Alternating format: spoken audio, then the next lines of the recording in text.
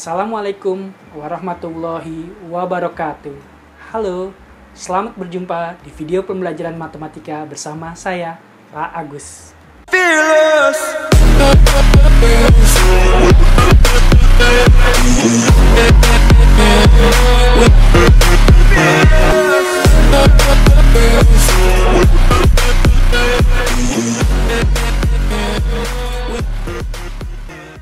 Pada video kali ini, kita akan membahas tentang bilangan berpangkat.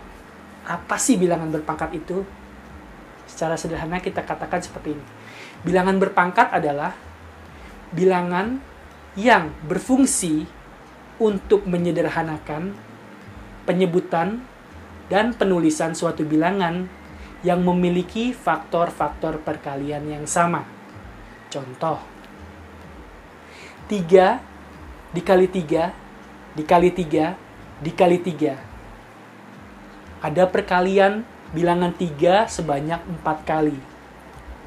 Atau 7 kali 7, kali 7, dikali 7, dikali 7, dikali 7, dikali 7, dikali 7. Ada perkalian bilangan 7 yang berulang sebanyak 8 kali.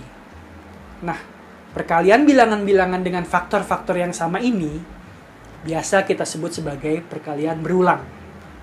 Bayangkan, jika perkalian angka-angka ini berulang banyak sekali, maka kita memerlukan suatu metode yang lebih sederhana untuk menuliskannya, yaitu dengan cara bilangan berpangkat.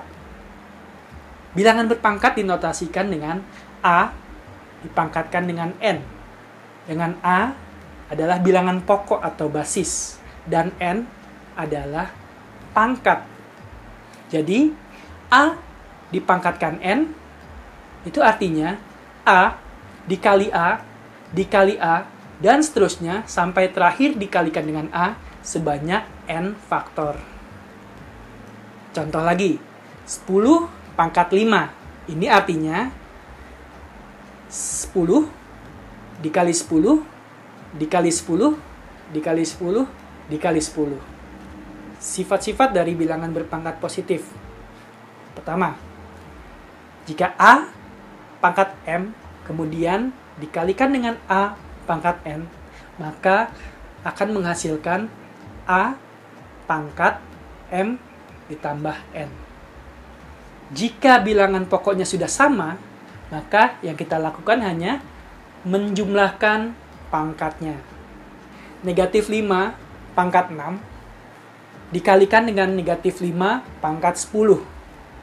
Kita lihat ya, bilangan pokoknya sudah sama, sama-sama negatif 5. Maka yang kita lakukan adalah tinggal menjumlahkan pangkatnya. 6 ditambah 10. Berapa? Negatif 5 pangkat 16. Kemudian sifat berikutnya. Jika A pangkat M dibagi A pangkat N, itu akan menghasilkan A pangkat M dikurangi N. Jika bilangan pokoknya sudah sama, jika kita bagi, maka yang kita lakukan adalah mengurangkan pangkatnya. M dikurangi N. Contoh, 8 pangkat 5 dibagi 8 pangkat 2.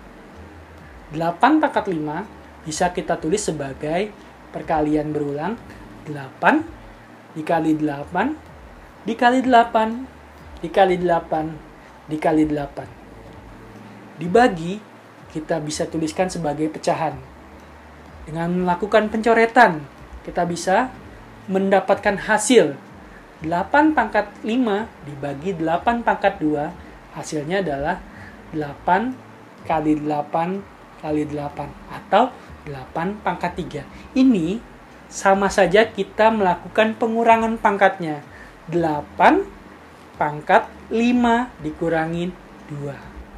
Sifat berikutnya adalah jika A pangkat M kemudian dipangkatkan dengan N, maka menghasilkan A pangkat M dikali N. Contoh, 7 kuadrat dipangkatkan 3. Contoh, 7 kuadrat dipangkatkan 3.